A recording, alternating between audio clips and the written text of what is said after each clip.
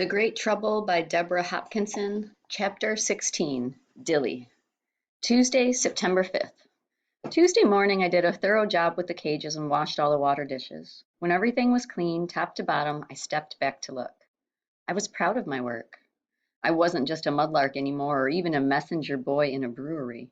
I was a real assistant to a famous scientist and investigator, even if I needed help from Florrie with my first assignment. I imagined myself showing Florrie around the menagerie again. "These creatures help advance scientific progress, Miss Baker," I'd say, trying not to sound too puffed up. "Our experiments help us to discover the 5 Ws, which will make it possible to prevent disease." Suddenly, I felt a tap on my shoulder. I wheeled around to find Dr. Snow looking at me with an amused expression. My face flushed. Had I spoken out loud? "Good morning, Eel," he said, handing me a meat pie wrapped in brown paper. "Mrs. Weatherburn has packed this for you. Let's start walking." "Where are we?" I began. Then I answered my own question. Wait, I know. We're going back to the Broad Street pump. It was, I guessed, only a half-mile to Broad Street from Dr. Snow's house. With the doctor walking briskly as usual, we were there in minutes. Dr. Snow had brought his black bag.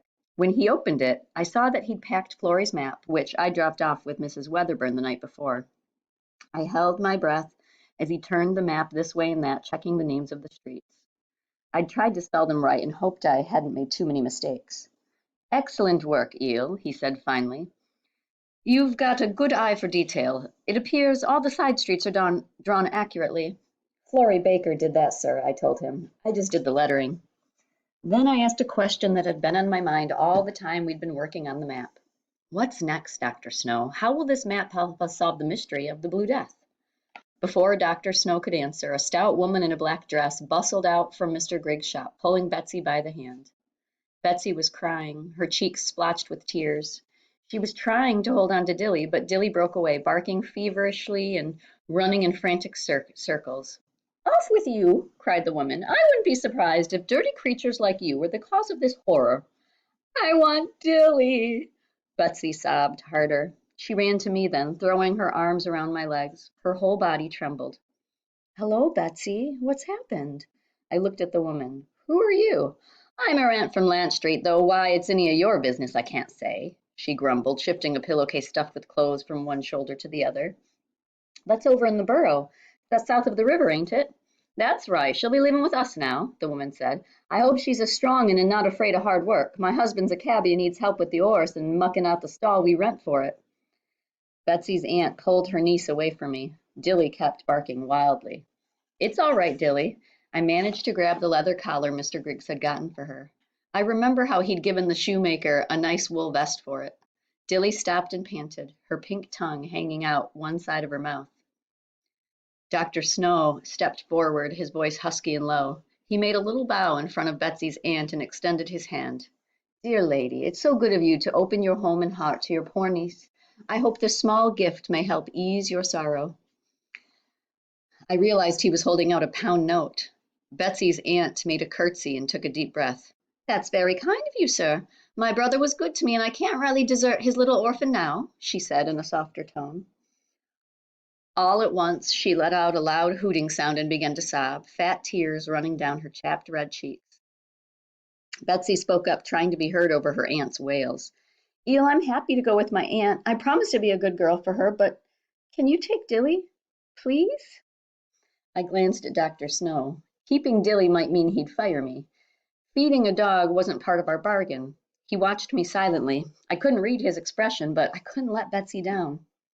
"Betsy's father, Mr. Griggs, was kind to me," I told him. "He gave me extra work when I needed it. He found Dilly as a pup. I'll feed her out of my pay, I promise, and she won't bother your menagerie."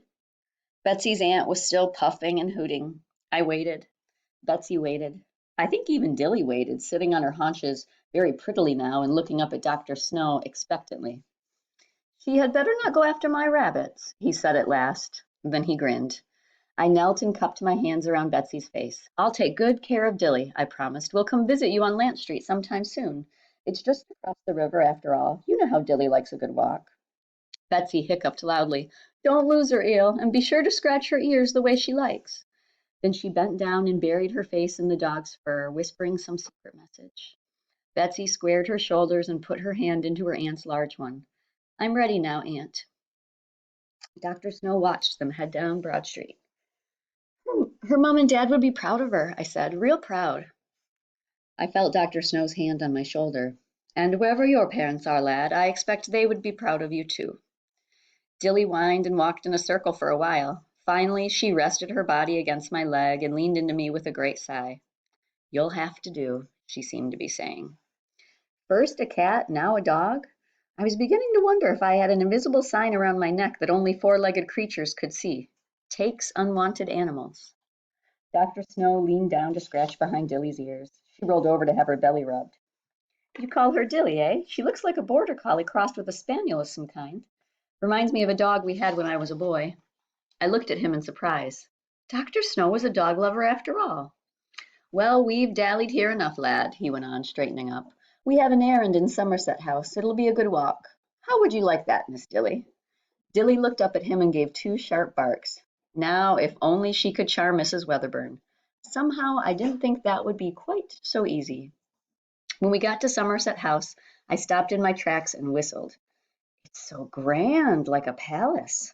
Dr. Snow grinned. It was once. In fact, the history of Somerset House goes back to the mid-1500s, though the building and its uses have changed many times since then. Dr. Snow paused before some stone steps. In here, he instructed, Dilly will have to wait outside. You want me to come too? Royalty doesn't live here now, he explained with a laugh. This is the General Register Office, where the City of London keeps its records of births and deaths. I told Dilly to wait and follow Dr. Snow. My colleague William Farr can help us get a list of all those from St. James and St. Anne's parishes who have died since Friday, he explained as we entered the building. He stopped in front of a door. Here we are. Mind you look sharp and pay attention. John, I was just saying that we would see you before the week was out. A portly gentleman with a graying beard came forward to greet Dr. Snow with a smile. Behind him, several clerks were bent over desks. No doubt you're here because of the outbreak in Soho. Dr. Snow shook his hand and told him, It's practically on my doorstep, William. I'm putting my other work aside as much as I can to look into this terrible business.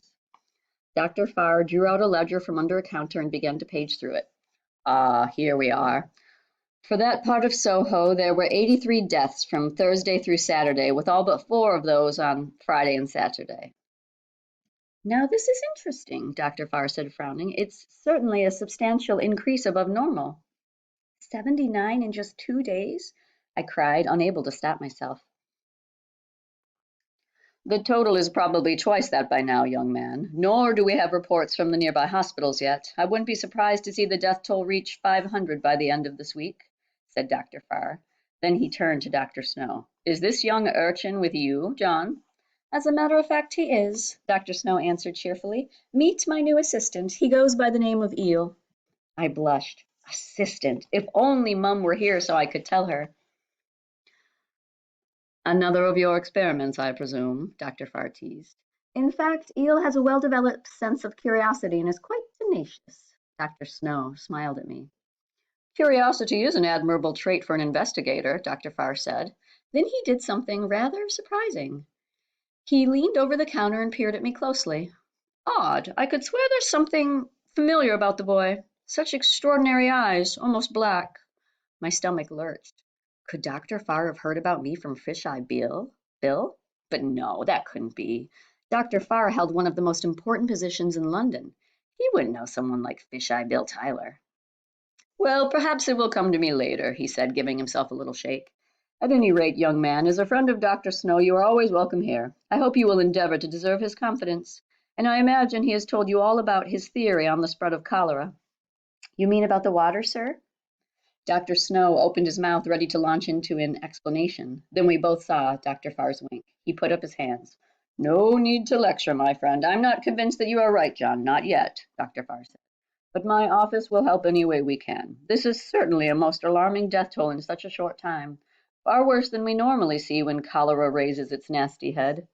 Dr. Snow nodded. Just so, and I do need your assistance. I'd like a list of the names of these 83 dead along with their addresses. We have the records, of course. Unfortunately, though, I'm rather short of staff today. said Dr. Farr. "Can your lad write a clear hand? I'd be happy to have him stay and undertake the task."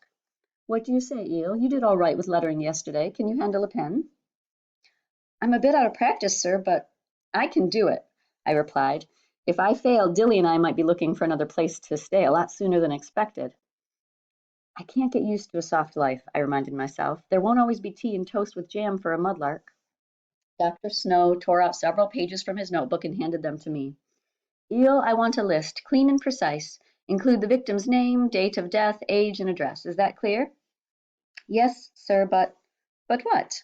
"You didn't quite finish with the explanation, sir," I said hesitantly, "and it would help for me to understand. Are we going to write all their names on our map?" "Ah, good question." Dr. Snow moved toward the door. "I'll meet you at the Broad Street pump at noon. I expect your list to be complete. Then you shall have your answer." "Dr. Snow," I said, as he put his hand on the wooden doorknob, "if you could just remind Dilly to wait." "I'll do better than that," Dr. Snow said with a smile. "I'll take her with me on my errand. Will she come, do you think?" "Yes, sir," I grinned. "I'm sure she will." After he had closed the door, I wiped my sweaty palms on my pants. I felt nervous being left with Dr. Farr and his stern-looking clerks. Luckily, Mrs. Weatherburn had washed my shirt and pants. I might still feel like a mudlark on the inside, but at least I didn't smell like one. I sat down at the table that Dr. Farr had asked someone to clear for me and thought suddenly of my father. Pa had been a respectable man, a clerk in an office, though I wasn't sure where it had been or exactly what he did. I'd only been 9 when he died, and now Mom wasn't here to ask. Still, it felt good to remember that I was the son of a clerk. I can do this, I thought, as I found the first name on the ledger and took up my pen. And so I began.